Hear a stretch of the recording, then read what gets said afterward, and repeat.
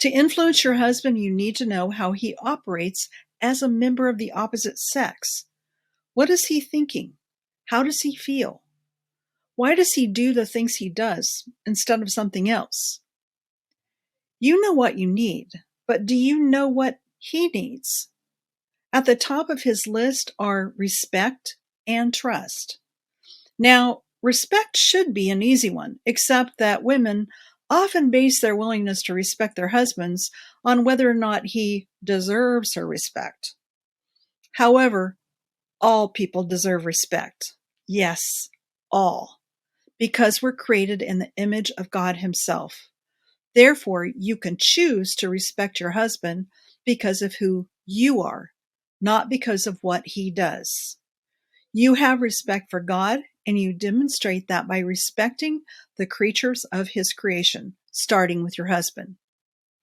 Men actually shut down and or get angry when they're being disrespected. Some women I know do this intentionally.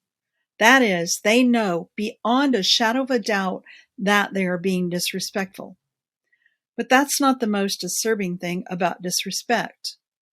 Unfortunately, most women actually do disrespect their husbands, but they don't even know that what they're doing or saying feels disrespectful to their husbands.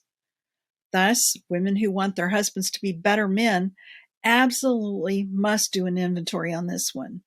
Now, you may think that you're just being straightforward or reasonable, but if he's not growing as a husband, father, and or leader, then something must be getting lost in translation.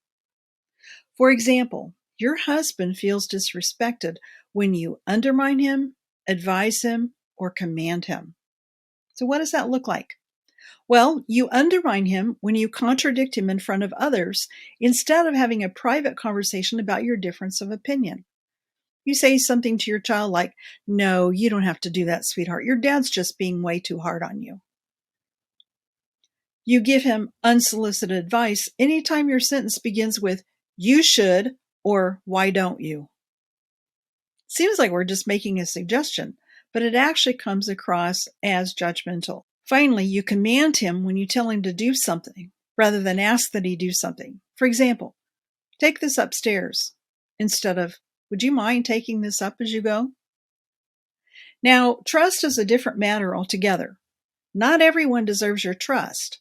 Trust has to be earned.